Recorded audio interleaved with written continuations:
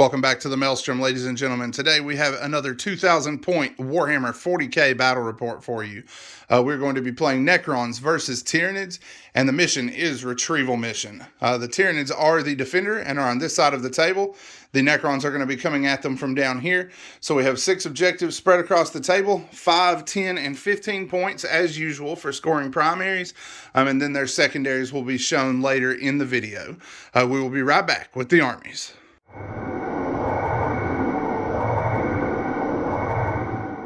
So I have 3 HQs, an Overlord with a Tachyon Arrow and a Hyperphase Glaive.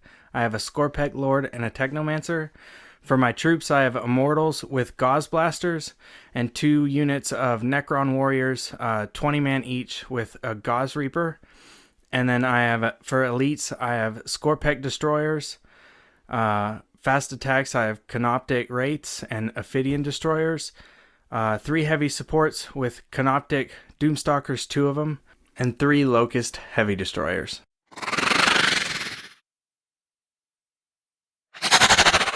So for my HQs, I have the Swarmlord, a Neurothrope, and a Broodlord. For my troops, I have 2 squads of Hormagaunts. One is 20 man strong, one is 16 man strong. I have 2 squads of 15 Gene Stealers.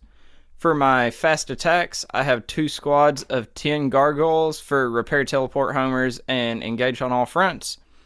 For elites, I have 4 Venom Throats and 3 Tyrant Guard to run with Swarmlord. And for heavy supports, I have a Trigon Prime and 2 Screamer Killers.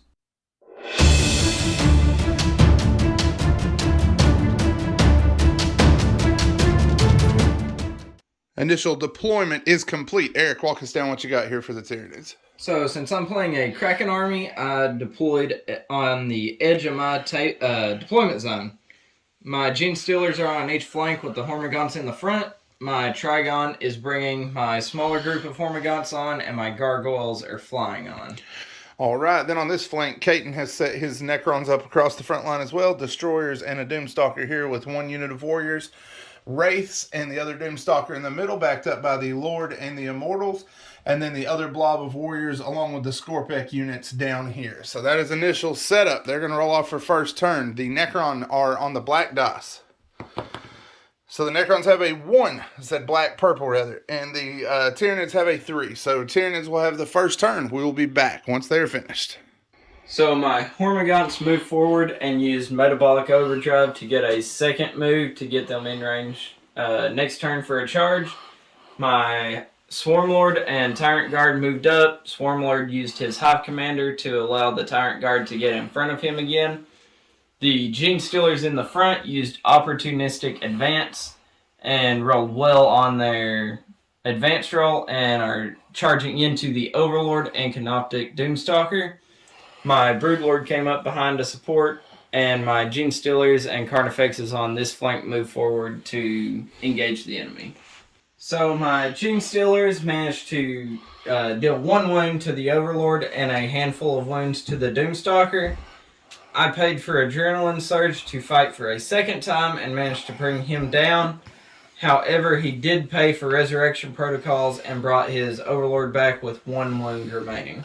Yep, and the Doomstalker ended the turn with 7 wounds remaining, and the Doomstalker and Lord combined to punch 4 Gene Stealers out. So that is it for Tyranids turn 1. The Necron response is coming up next. Necron turn 1 is up to the charge phase. On this end, shooting was able to eradicate the Gaunts. The Doomstalker and the Heavy Destroyers coupled together to bring down all of Swarmlord's guards and do 1 wound to Swarmlord himself. The Gene Stealers in combat were fine. They did eat Gauss Flare Fire, but it was unable to wound them. And on this end, the Warriors with their Reapers were able to annihilate all of the Gene Stealers here. So the Wraiths are going into combat with the Gene Stealers. We will be back once that combat has been worked. Combat rolls to an end. The Wraiths were able to bring down 4 Gene Stealers. The Gene Stealers completely whiffed in return through all of their attacks at the Wraiths and did not even score a wound. The Wraiths did not need any saves. So no luck for the Tyranids whatsoever this turn. Tyranid turn 2, however, is coming up next, and we will probably see some reinforcements joining the field. So my Swarmlord moved forward, used his Hive Commander to get in the face of the Heavy Destroyer so I couldn't fail a charge. The Swarmlord cast Catalyst on himself and tried to cast Smite, but failed with Smite. The Broodlord moved forward into the Canonic Wraiths and cast Smite, killing one of them. And the Neurothrope moved to hold me 1 table quarter and cast Synaptic Linchpin on the warriors in front of my Trigon and Hormagaunts, which came up in the backfield with some gargoyles to try and put some hurt in his backfield. On the other flank, my Carnifexes and Venomthropes moved forward. The Screamer Killers shot their Bioplasma into the warriors and managed to bring 1 guy down. They are both now charging into them. So several combats to work, and then we will be back. So Swarmlord managed to bring down 1 heavy destroyer. Didn't do anything to the other 2. The Hormagaunts managed to cut down 3 warriors, but lost 6 in return. The Wraiths, Broodlord, and Genestealers, I lost 5 or 6 Genestealers and 4 wounds out of the Broodlord in exchange for 1.5 Wraiths. And then my Screamer Killers killed 1 warrior. Yep, Tyranid showcasing what's wrong with their codex, unfortunately, doing virtually no damage across all those close combats. Unfortunate for the bugs, for sure. They did get a lot of charges, but not much damage done. Necron response is coming up next. Caden has finished up his turn to the charge phase. Down here, the Doomstalker fired back into the Trigon Prime, bringing it down to 5 wounds.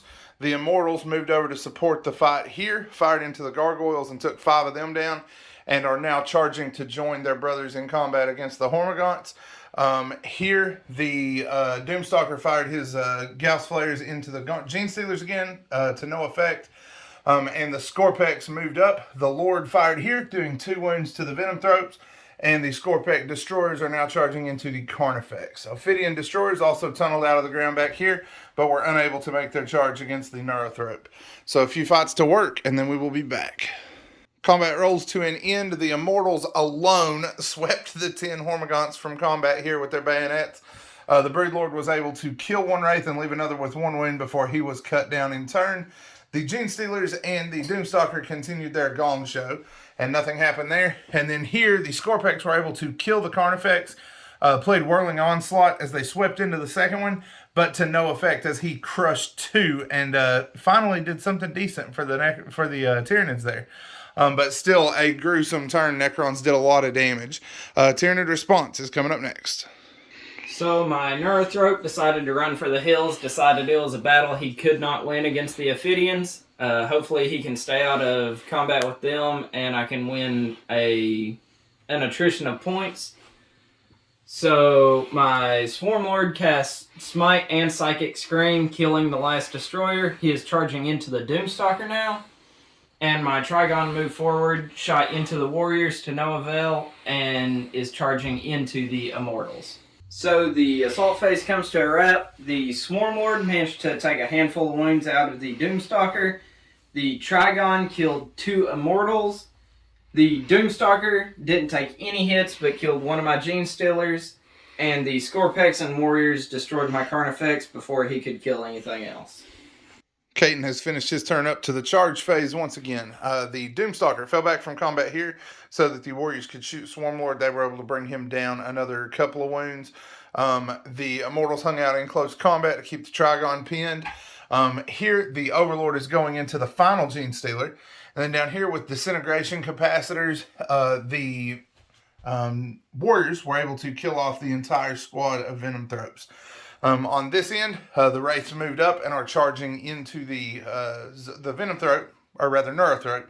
The Ophidians moved up, needing a 6 to charge, and even with a command point reroll, were unable to get in. However, they are holding the objective at the least. So a few combats to work, and then we will be back. Combats for the Necrons. The Wraiths were able to bring down 4 Gargoyles, took no damage in return. Here, they were unable to hurt Swarmlord and lost 4 of their number to his attacks. And the Immortals were unable to scratch the Trigon. Here, the Overlord was able to kill the final Genestealer off. At that point, the Tyranids are going to go ahead and call it. They have just taken too much damage. The points tell a very even story right now, but within a turn, the score is going to start to get very lopsided. So at that point, Eric is going to bow out. That will be a Necron's victory. So there you have it, a Necron's victory as they smash aside the unfortunately feeble attack of Hive Fleet Sodoff. The Tyranids are showing their age, and this is on showcase more with their melee units than anywhere else in the book. The army has always been one of my favorites, and I hope that when they eventually get their codex in 9th edition, it does something to redress the unfortunate lack of power they are struggling with at the moment outside of a few potential builds. We have plenty more videos incoming soon, so be sure to stay tuned for those along the way. Links to our Facebook, Instagram, and Patreon are in the description below. If you want to help support the channel, Patreon is the way to go. We would be happy to have you on our ship as we continue to work towards more content for our favorite gaming systems. If you haven't already, be sure to hit the like button and subscribe to the channel. We have been fortunate to have a loyal core of followers that have stayed with us over our time on YouTube. We hope to continue growing our digital family and look forward to providing you with more content in the future. As always, thanks for spending time with us today at the Maelstrom.